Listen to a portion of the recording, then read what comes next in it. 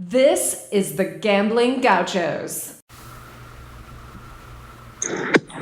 What is up, everybody?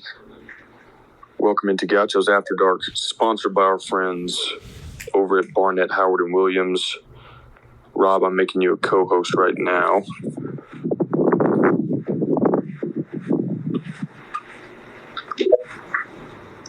What's up, Rob? What's up?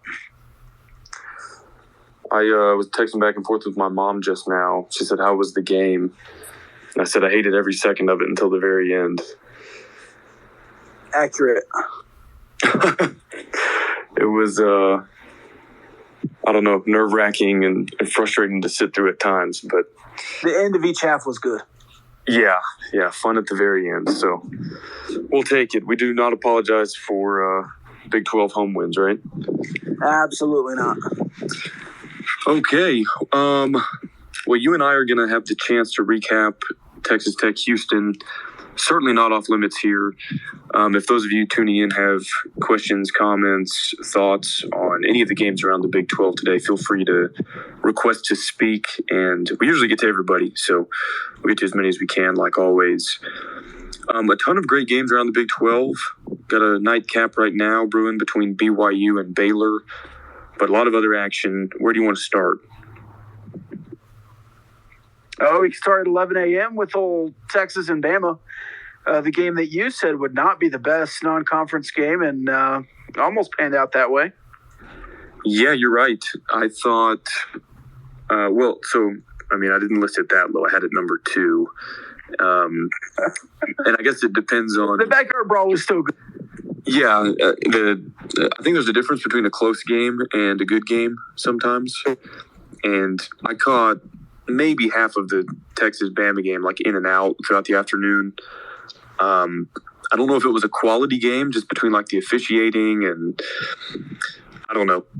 It's certainly a closer game than I thought it would be, and I feel really bad that Quinn Ewers got hurt. He was dealing before that injury. I mean, he looked like something serious. So I hope his injury isn't too bad because I would like to get to see him play later this season. But you know, without speculating too much, it looked similar to Shuck, just landing right on the shoulder, and that can be a bad deal depending on how severe it is. So hopefully he gets better soon. But I think Gary Patterson has certainly left a mark on that defense, and quickly. Yeah. Do we want to give Gary Patterson all the credit? I guess we can. He's the new piece, but they looked good. Certainly some odd officiating that allowed Alabama to win. Not all officiating, but there was some officiating there in the middle and early to allow Texas to win, especially the phantom roughing the passer after the safety or non-safety. That was an odd play. Yeah, I didn't understand the explanation on that. I guess because they didn't call grounding the first time when he wasn't actually sacked, they couldn't go back on review and retroactively call grounding. But either way, however that shook out, it seemed like a botched call, and there were others too. Yeah, let's pull the first speaker in. Chuck, what's up, man? Hello? There he is. Can you hear me now? What's up? Yeah, we got you. Sorry, fellas. Gary Patterson is a TCU long con, just like they did with Fran at A&M. Just had to get that out there. What a day in general in college football, man. Like, I know you guys do, but anybody else listening, if you don't follow Sicko's committee on Twitter, you really, really should, because today was just it was a treat of college football chaos. And, you know, we get one day like this a year, I feel like, but the fact that we're getting in week 2 just kind of gets me a lot more amped for the rest of the season, to be honest. Yeah, pretty wild ride today. Yeah, I was looking around. I was, of course, impressed by the Big 12 slate, and I was looking around the rest of the country, and there's all these 27-point, 42-point spreads, and I thought, man, it's just not going to be a very intriguing or competitive day across the sport. And then Marshall wins in South Bend, Appalachian State wins in College Station, Georgia Southern wins in Lincoln, and you're reminded very quickly how special this sport is, even when you had these huge underdogs. So it wasn't just the Big 12 offering compelling games this week.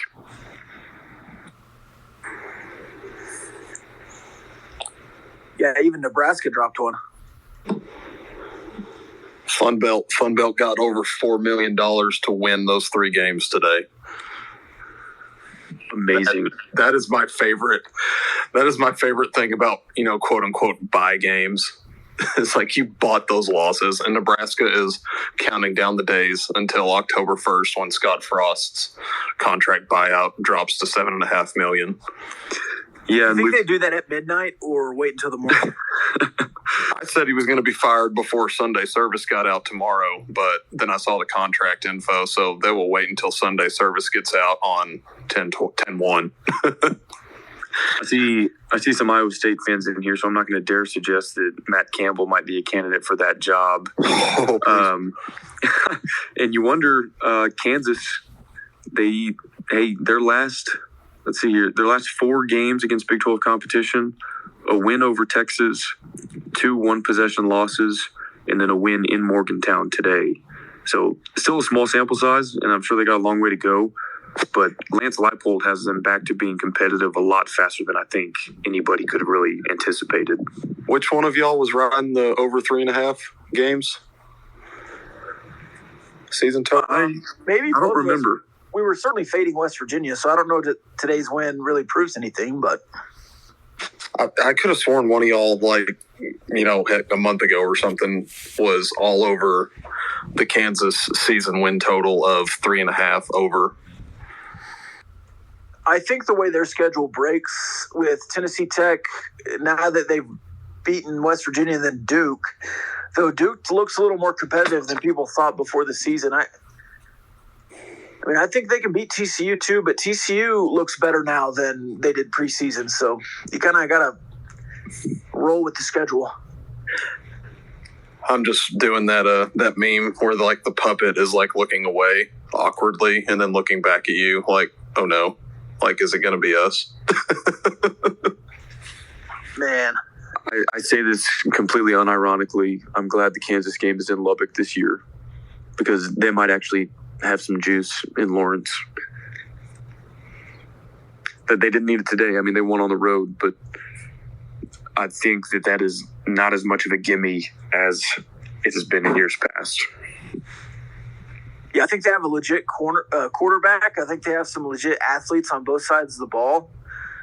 They scored 21 in the second quarter and then 21 in the second half, shut out West Virginia in the third, outscoring them 14-0 in the third quarter, and then kind of held on to get to overtime, and then scored 13 in overtime, and West Virginia didn't score. Pick 6, scored a touchdown, got a pick 6. So, yeah, and West Virginia in a similar boat as Nebraska.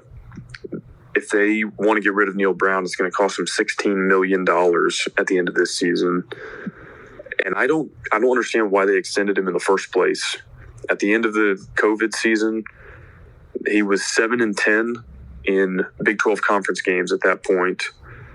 They went 6-6, won a Liberty Bowl in the COVID year, but nothing that seemed to warrant, okay, we got to lock this guy down for the next 6 seasons because everybody's going to come after him. And like I said, if they want to fix that, they're going to pay out the nose for it. I don't really see an easy solution in Morgantown. If they want to stick with him, I think he's going to be viewed as a lame duck by recruits and assistant coaches. If they have a position coach opening, nobody wants to sign up for a guy they think is going to get fired in the next year. But to get rid of him, it's going to cost him a pretty penny. So I question the extension in retrospect, and kind of very curious how they move forward from this. Assuming they don't have some big turnaround this season, which I don't really anticipate at this point. Yeah, what kind of turnaround does that really take? I mean, has the damage been done? I mean, do they win out? Do they make a bowl game after this? I mean, if they get to 5-6 and win their final game, it's just 2017 Texas Tech, right? And then the next year they fire him anyways? Yeah, I mean, I guess if if Kansas looks like a competent team and that loss looks less bad, and if they can notch a win against a rival, Virginia Tech, and then get a winning record in Big 12 play, maybe. But they lost their best shot at a Big 12 win today. You know, you get Kansas at home and you blow it. So you do get 8 more games, but none are going to be more winnable than that one. So curious to see where they go from here. And I've got a second speaker in, Carlsbad. What's up, man? Hey, what's up, boys? How's your night going? Better than it would have gone with one fewer point in regulation. Jesus, no kidding. Sorry, I'm heading outside. I got 2 sleeping kids upstairs, so I'm going to be able to speak out here a little better. Man, I'm excited for the new Big 12, though. BYU's great. Looks like watched UCF last night. Looked like they were getting their stuff together, but not quite there. But man, the rest of them, Kansas State looked great today. That was out of control. And then it was great watching the Aggies lose. Watching the UT game was great, but of course, so sad to see them lose. And Chris Beard calling out Tech winning, so I guess that helped us out in the long run. But yeah, man, what a day of football. I thought it was going to be a little slower today, and it all turned out pretty crazy. A lot of fun watching games today.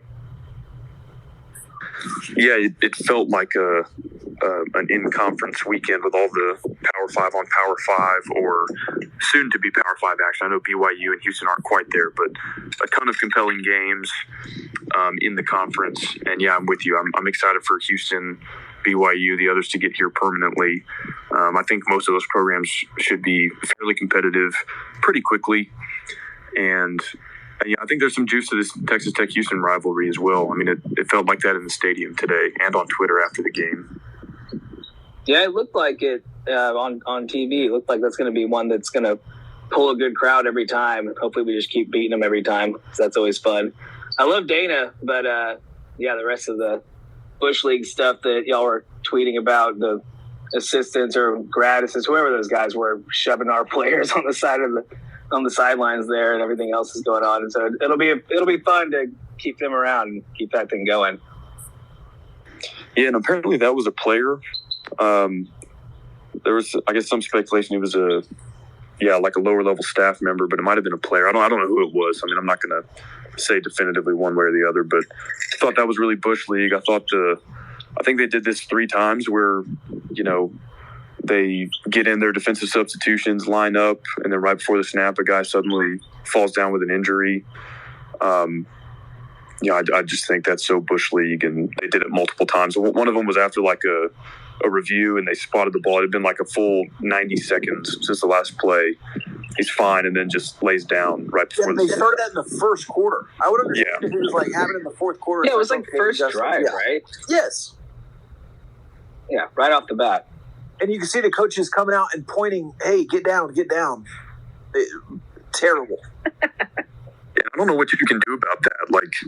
Because even on the off chance that he is hurt, you can't penalize them. I mean, the crowd was booing, which, I'm obviously not for booing an actual injury, but that's just such crap that I have no problem with them kind of calling it out after the fact. But, yeah, I hated that, but it kind of seems to permeate through the culture of that program. So I guess it is what it is. We need a new Aggie on the scene, so there you go. Yeah, that's right. We got another requester. Let's see here. Double Bogey Jerry. What's up, man? Hey, fellas. I got 2 things here. I love the Texas-Alabama result. I feel like it's a we're back moment, just like Georgia in the Sugar Bowl. Any thoughts there? Second, would love to hear your maybe 1 through 4 stack rank of the Big 12 standings just from potential playoff. Rob, you go first. Thoughts on the Texas loss? Yeah, I think you'll definitely see in the next couple of weeks. But we almost beat Bama quite a bit. Playoff ranks for Big 12 teams. I think Baylor, until they lose, still at the top. BYU you could put in there as the new Big 12. Kansas lost today. I think they're out. Kansas State would be 3. Kansas. And Okay. if I have to have a 4, I guess it's Oklahoma State, but they haven't really particularly looked good. Fair enough. Yeah, the thought on the Texas thing is just like, I love that they're just going to live on this for the next 5 to 6 weeks, whether they look shitty or not, right? Oh, 100%. Yeah, that's what they do. Yeah, and that program, for all its struggles, they've still kind of proven capable of getting up for a big game. Like, I mean, even last year when they went 5-7, OU beat them on the last play of the game. And that Sugar Bowl year, I think they lost 4 games, somehow wound up in the Sugar Bowl and beat Georgia, which was a one-loss team that thought they should have been in the playoff. So I'll be curious if they can kind of sustain this over the coming weeks. They definitely surprised me with how close they kept that game, but it's kind of sad to see a program that proud and that prestigious stoop to like tweeting before the game is even over, like, hey, no matter the result, Texas is the winner today. Like, a program like that should be above any sort of moral victory like that, but I guess that just speaks to how far they've fallen. Right. Thanks, fellas. Love the content. Yeah, thank you for tuning in. What's up, Super O? Yeah, I just wanted to say real quick, you've talked a couple times now already about K-State. I was at that game, man. They are solid, on defense especially. The offense is still finding its footing, but I've watched a lot of Big 12 football, seen a lot of teams in person and on TV. This defense is probably as good, better than Oklahoma State last year, but it's as good as I can remember a Big 12 defense being lately. I was curious on that. Yeah, I think Rob was even higher than I was on K-State coming into the season. The only reason I kind of had that caveat is they were so hyped up as a potential dark horse. I sort of wondered to myself, can you be a dark horse if everybody thinks you're a threat to win the conference? But I think they're certainly in that top tier. And I know it's still early in the season, but that was an incredibly impressive win today.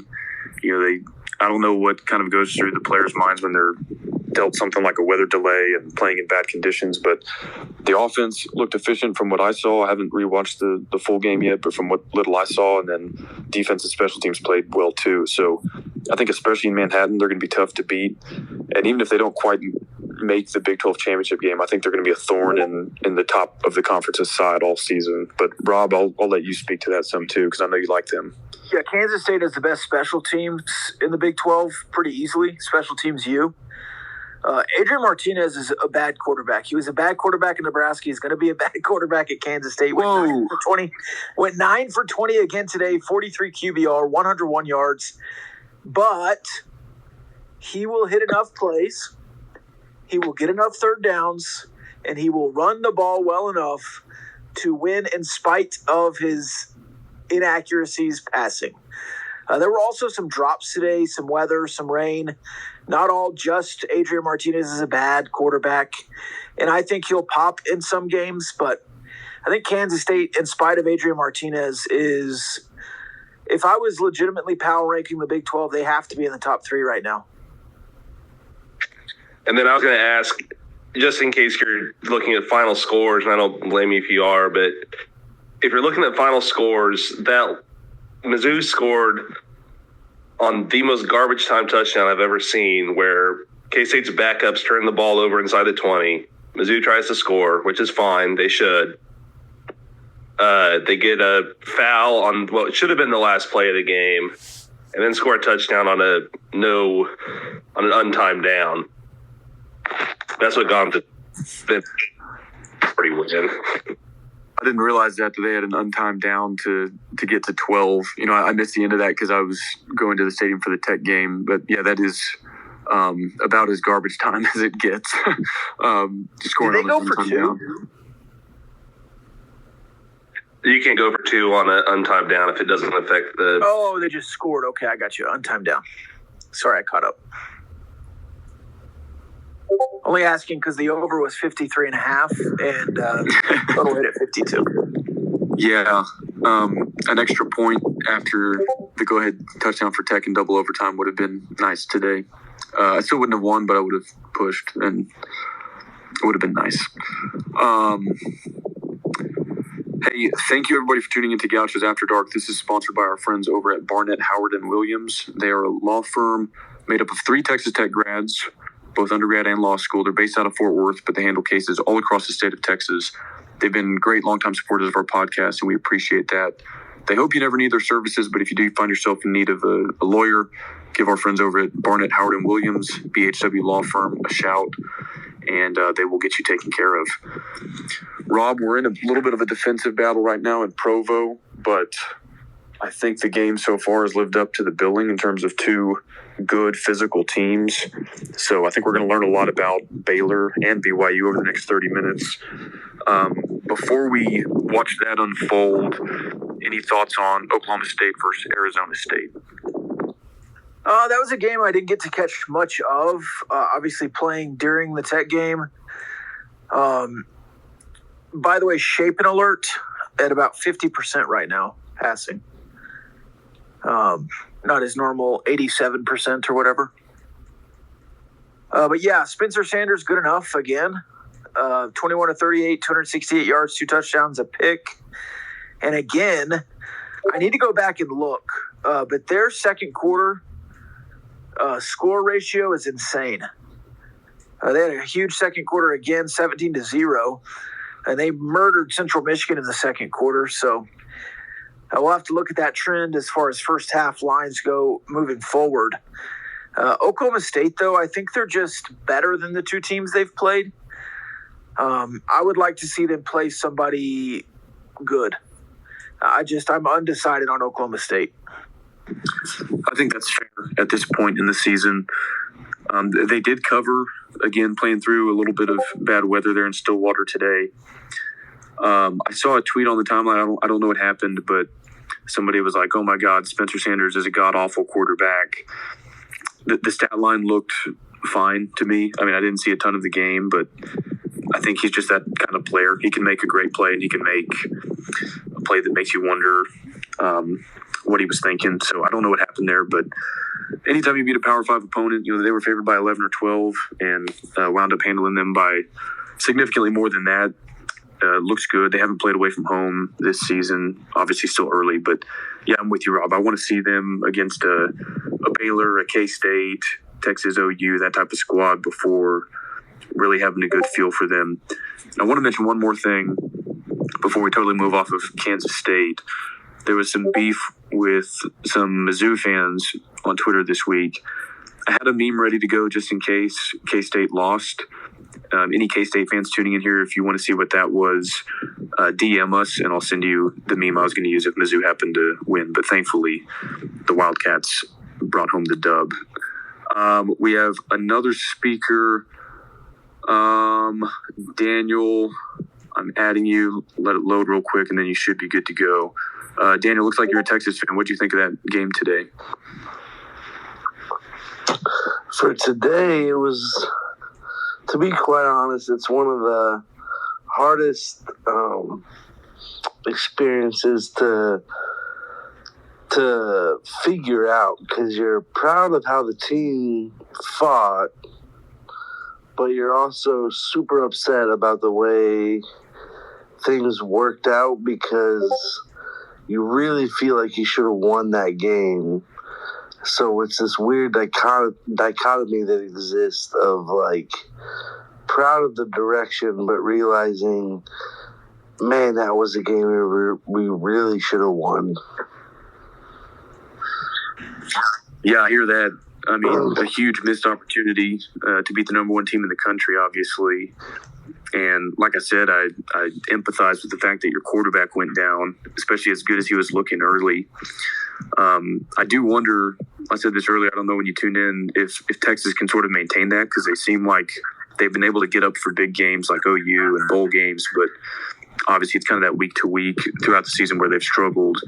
I do think Gary Patterson has had a positive impact on that defense, but I don't know. I'll be curious to see to what extent this is Texas playing up to the level of competition versus how much of this they can sustain for the next 3 months. Well, and that's what I had said. I put out a tweet for me earlier. It was like, this, for me, this can't be the highlight of our season. Almost beating Alabama can't be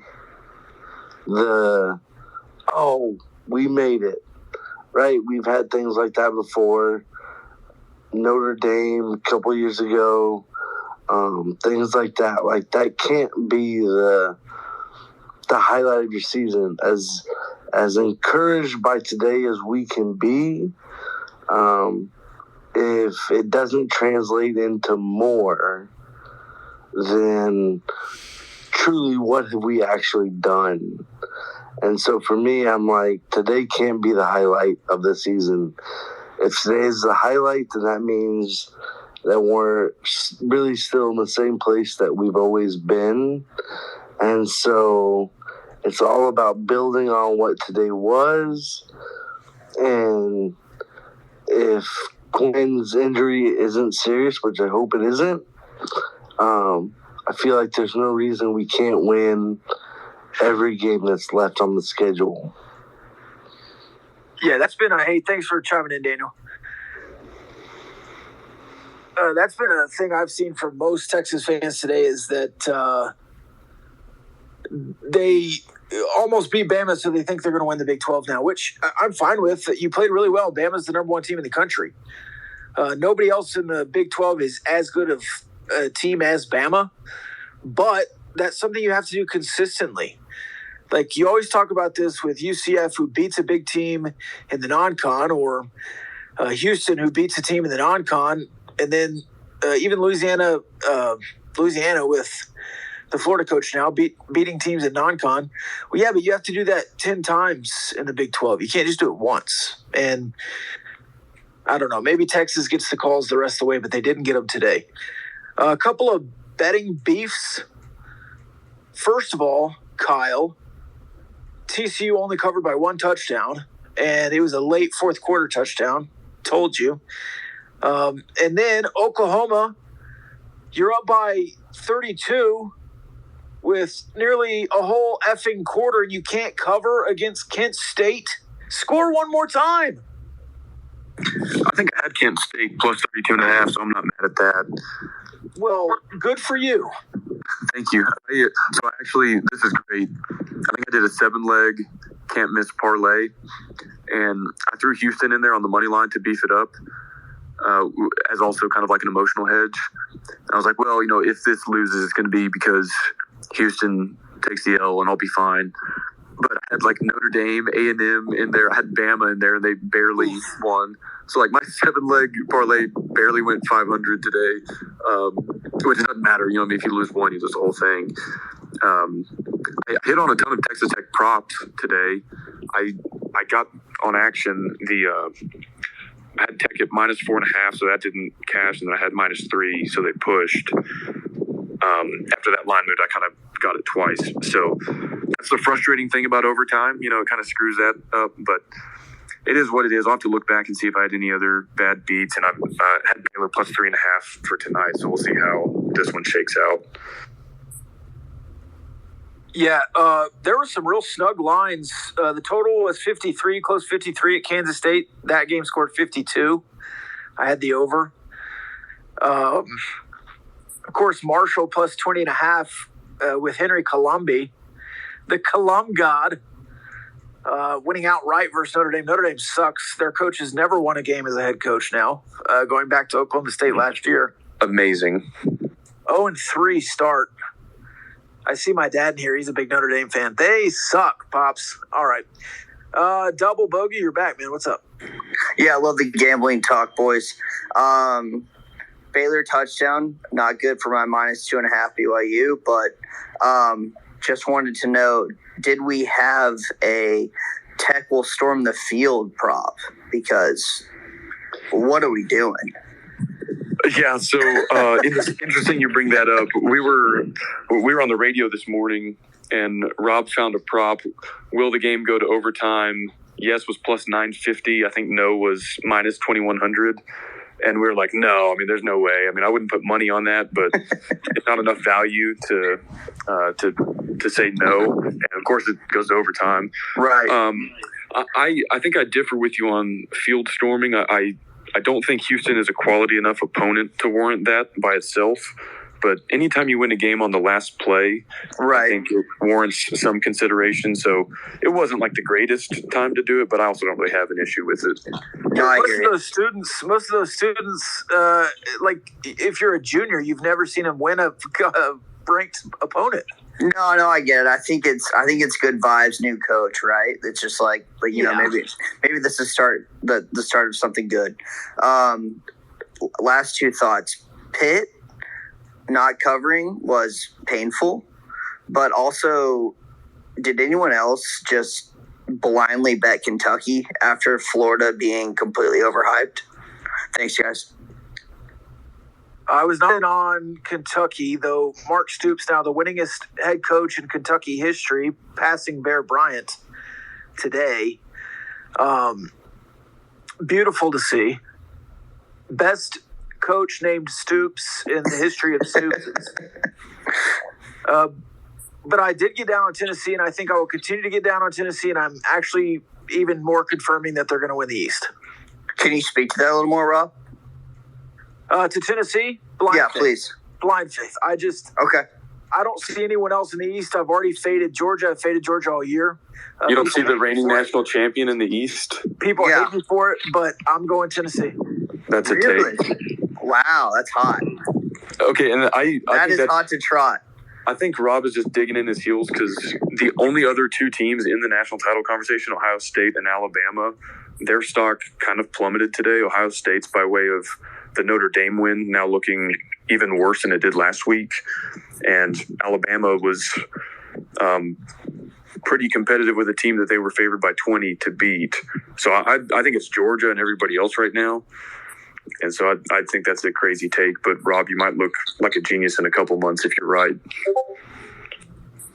Well, we'll check back in there. And I do want to say I think there is something to fading teams that are like the big winner from week to week. I think they'll always be a little bit overvalued, and vice versa. Like the team that, everybody is just like, okay, yeah, they suck. I bet Notre Dame is going to get zero respect whenever the spread comes out for whoever they play next. And so I think that's a kind of an interesting strategy to just kind of to ride the wave and play the opposite of what the narrative is. Right.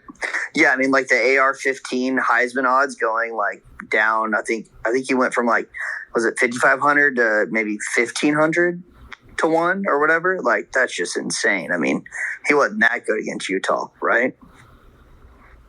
Yeah.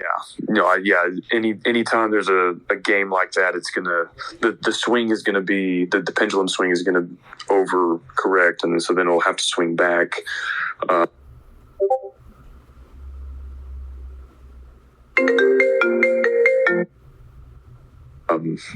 Chuck, you're back in. What do you think? Well, first off, I don't even know who Alabama's playing next week, but I'm laying every single point that Bovada will let me lay on Alabama multiple times. And then also on, I said in the Discord on the rush in the field thing, like, I get it. It's super lame. It really is. But anybody complaining about that, I guarantee you've also complained about student attendance in this desert we've been wandering in the last 10 years. And you win in overtime on a last second. I don't care if it's freaking Kansas. I really don't. Like, we've got students that are excited about football, and it looked like a good number of them stayed through that S show of a second half. And I got the opportunity to do that in some real big games as a student during the Leach era, but just get kids are excited about football, and I'm never going to get mad at them about that. Thanks for keeping it family friendly there. I did notice there was a President's T-shirt toss and some other branded events. Again, not nearly as many as used to be, but Kyle, what are your thoughts on that? Because they were gone last week. Maybe we thought they were just gone, but maybe they were just not ready for last week. Yeah, it was a little bit more corporate than I would have liked to have seen it. There was a flex cam, I guess. If you popped up on the camera, you're supposed to flex or something. I don't know. It was a jersey cam. Yeah, I think you can get rid of that. Hey, another thing, and I'm not going to be critical of. I am going to be critical of some of the fans. It was 17-17, right? We have the ball. Donovan throws a pick. They return it into field goal range, and a bunch of fans hit the exits. Like before West Virginia even went up by 3, and even at that point, the game wasn't over. That was disappointing. Also, we need like some basic just fan education, because the 2 biggest Raider power chants were when we were on offense. I'm like, guys, they need to be communicating with each other with the sideline. Save the Raider power for when we're on defense, trying to obstruct the communication for the Houston players and the Houston sideline. So we got to get right in that respect. That's on the fans. Stay till the end. I mean, you're there late into the fourth quarter anyway. You might as well stay and see how it pans out. But yeah, it was a little bit more corporate feeling today than the Murray State game. I hope moving forward in a close game that they scale back on that again, because I thought it kept the crowd more engaged last week when there was a little bit less of that. Yeah, we can do all this Texas Tech talk maybe tomorrow, though. We'll get El Jefe in. What's up, man? Baby? El Jefe? My bad. My bad.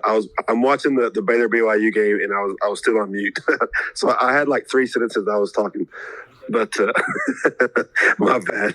But maybe you talked about this earlier. I apologize. I'm late listening. But I feel like the play of the game was actually a coaching decision by Dana, I guess, when that, after that interception that you just mentioned, and then the second down, they passed the ball.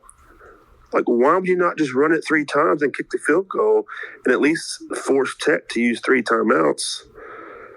So I'm very appreciative of Dana for that. And it gave us time where we can go down and kick a field goal to tie it back up. Yeah, I actually I didn't notice that. My headspace was a little bit off at that point in the game. Yeah, that is a little bit curious because there was so little time left. I guess, like you said, they would have left us time on the clock, but they would have made us burn all 3 timeouts to do it. And of course, those having an extra timeout came in handy when you got the ball back.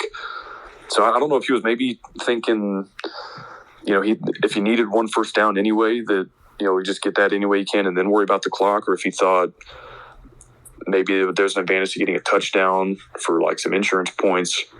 I don't know, but you bring up a good point that probably altered the rest of the game. Yeah, most certainly did. And we'll recap the whole Tech game tomorrow. Some big plays from a lot of guys. And my favorite play of the game was after a drop by Duran Bradley on a tough catch. He makes an incredible alert play to get loose when Donovan does, break his route, get off on 4th and 21, and get 22 yards. Incredible play by both of them. And Donovan, after, frankly, a bad game, to just make the plays of his life 2 or 3 times late, just really, really strong. And I think that speaks to the culture that they're building. Absolutely. I think any team can have a rough day and make a ton of mistakes and not take advantage of opportunities to put the game away, but it takes some mental fortitude between the ears to come back from that. I mean, I tweeted a similar sentiment on 4th and 20 in overtime. It's curtains for like 95% of teams, just because they see the writing on the wall. They're like, okay, we lost this game. But obviously this team doesn't react that same way.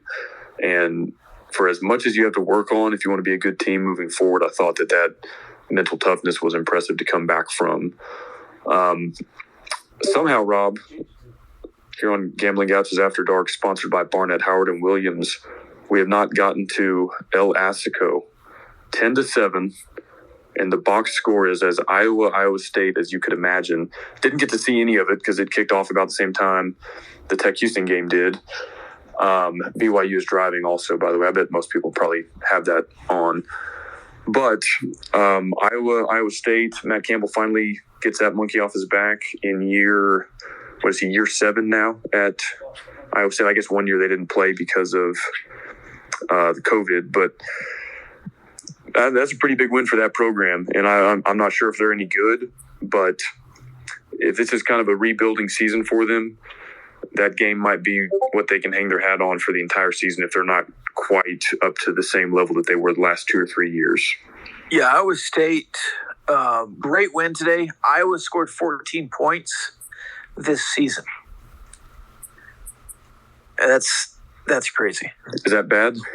It's not good. Iowa quarterback had a 14 QBR. That's out of 100. So Decker's at a 61.9. Just not quality. The only guy with a good stat line in that entire game was Iowa State receiver Xavier Hutchinson. Well, Drill Brock. Didn't he have like 3 yards per carry? Well, yeah, but he broke 100 yards, 27 carries. Oh, okay. Oh, okay, yeah, he did better than I realized. Yeah. But I think Hutchinson's one of the top receivers in the league. Whatever it is about Iowa and just the way they play ball, it obviously lends itself to low-scoring, ugly games. I'll be curious to see as Deckers gets more experience under his belt, and he does appear to have some weapons, how they might sort of progress as the season goes on. Either way, huge win for them. I think that was the easiest under of the year, huh? Yeah, I mean, it's just like they're daring you to take the over, but all of our sensibilities tell us Iowa State has to go under. I mean, it's just, I don't know if they can set that number low enough to make me take the over on it, I've got a Nebraska stat for you. 1-score losses at Nebraska. Osborne had 23 over 25 seasons. Scott Frost has 22 in 5 seasons. Is that one? Okay, you said 1-score losses? Yeah, 1-score losses. Wow. Tom Osborne, 25 seasons, he had 23. Scott Frost in 5 seasons, not even a full 5 seasons, has 22. Well, and you wonder how many 1-score wins Coach Osborne had versus Scott Frost in that same time span. Man, I don't know what they do next. I guess they're gonna. They're obviously going to move on from him, but I wonder who their wish list is going to encompass. I had another thought, but I lost it, and we got Double Bogey Jerry back in. What's up? Yeah, sorry guys. I feel like I keep coming in with tidbits. Just enjoy the banter.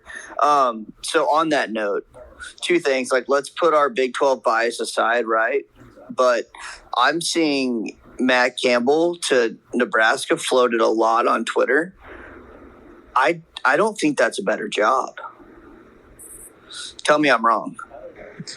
So Matt Campbell has a higher ceiling at Nebraska, but if I'm him, I wouldn't sign up for that. I mean, you leave a place where you're beloved, where they're going to give you a raise pretty much every year, I bet, to go somewhere where they're going to demand a turnaround of a completely broken culture in a conference that's about to be, kind of at the forefront of this new landscape with, super conference teams and, USC coming in. Plus you have to grind it out against Wisconsin, Ohio State, Penn State, Michigan every year. If I was him, I'd stay put. I mean, he might want a different job than Iowa State someday, but if I was him, I would not take the Nebraska job, even though the ceiling is higher in that program. Yeah, I mean, I think Nebraska and Mizzou caught the same death, which was losing Texas recruits, right? And I don't think it's ever going to come back. Yeah, I think that's right. I think unless they were in a conference with other Texas teams and they had that presence in state, that visibility in state, I think that is gone. It's the same issue that Colorado had in the Pac. You look at the numbers, they have fewer players from Texas, and it's coincided with their worst decade in a long, long time. So 100%, I think there's 100% some validity to that. Yeah. I remembered the other stat I was thinking of when you brought up that Scott Frost, Tom Osborne stat, Rob. Jimbo Fisher, in his first 50 games at A&M, 36-14. 36-14. Kevin Sumlin in his first 50 games, 35-15. So they're the same guy. They just guaranteed one of them, $85 million or whatever it was over 10 years. And gave him a blank plaque. Yeah, to replace the old guy who had the exact same production. Nebraska was 314-0 at home, scoring 35 points until today. Jason, what's up, man? Go ahead, man. Hey, I just, y'all haven't brought up the topic, but what did y'all think of special teams play, particularly punt returning? Yeah, I think you lost a lot of field position by not fielding punts. Maybe that cost you, maybe it didn't, the way you were playing on offense, but I think it is an issue that needs to be addressed moving forward. Both kickers missed one early in the game, and then they went back to Trey Wolf, who, I think made up for it. So it'll be interesting to see where that position battle shakes out. I would think and hope that it's Wolf moving forward, and I kind of question in retrospect making a change there mid-game, just because, again, of how it played out. Gino Garcia goes in and misses, and then you go back to Wolf. I feel like a guy's confidence is kind of shaken by that point. But I would, moving forward, I would not change kickers mid-game unless the guy's just like 0 for 3 or something. That was pre-planned. They've been switching the whole season, and they switched extra points too. Interesting. Well, I would still stick with Wolf going forward until he gives you reason not to. Yeah. Was also disappointed, as well as the defense was playing. I was recapping in my mind all of Houston's scores were kind of aided by Texas Tech offense or special teams blunders, and that punt return, it was like a net of 10 or 12 yards, and Houston returns it into field goal territory. The defense bows up, doesn't allow a touchdown, thankfully, but I think Dell is a special player, really good punt returner. So, but yeah, I think there was a lot to be desired on special teams, kind of on multiple different units that they need to clean up going forward.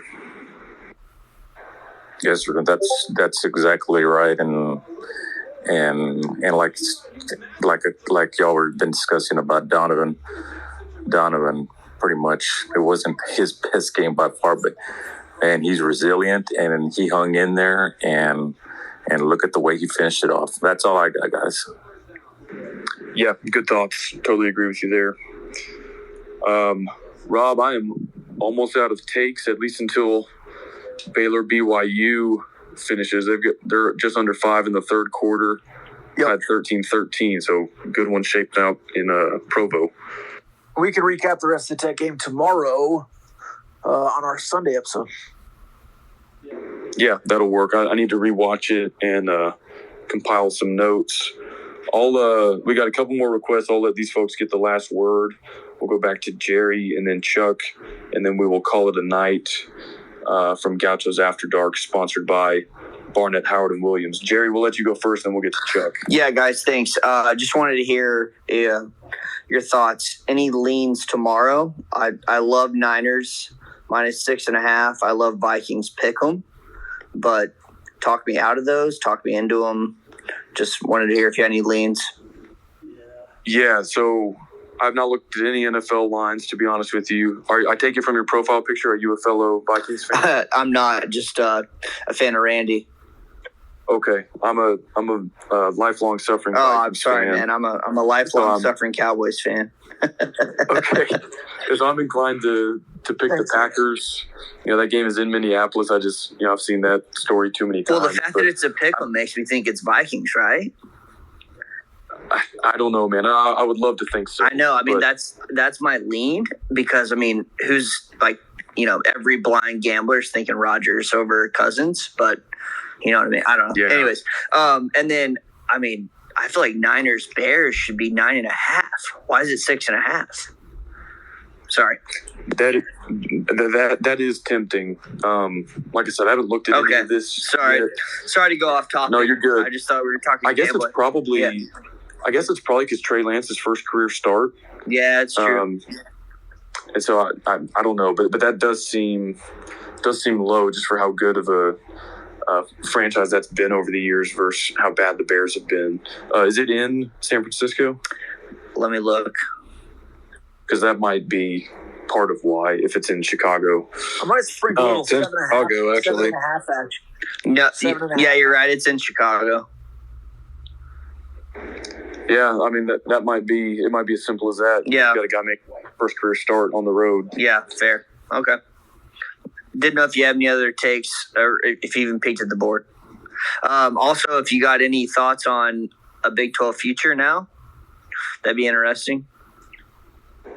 Yeah, I had Baylor and OU preseason, and I think after the first couple weeks, I might look into K-State. I might not. I probably wouldn't change my picks at this point quite yet, but I'd be intrigued at K-State depending on the number there. Better get it before they're 5-0. What's up, Chuck? Oh man, just glad I got to hang out tonight. Last thing, I mean, after what we've seen this weekend, we technically had a conference game today. We've got another one going right now out in Provo. If you're not excited about what this conference is about to look like, man, you need to go see a doctor, because just top to bottom, this thing looks like it's going to be the most competitive conference week in, week out. It's going to have the most parity. And then from the odds perspective, I don't see myself taking a whole lot of double-digit favorites the rest of the way.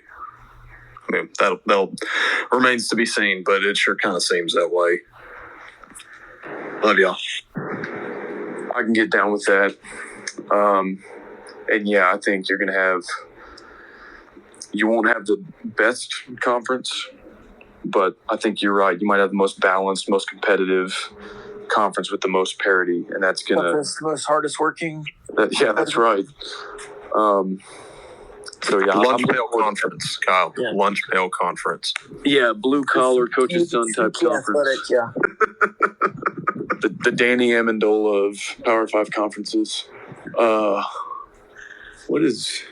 All right, Texans plus 7.5, and that's all I have tonight. I'm gonna go to bed. Okay, yeah, it's almost money. Thanks, Rob. Texans at home plus 7.5 against the Colts, and the Texans will be in a position to win the division late in the season. Robert, pass me that backwoods. The Colts suck. The Jags suck. What are we doing? The Texans are like, that whole division's whack. The Titans are going to take a huge step back, by the way.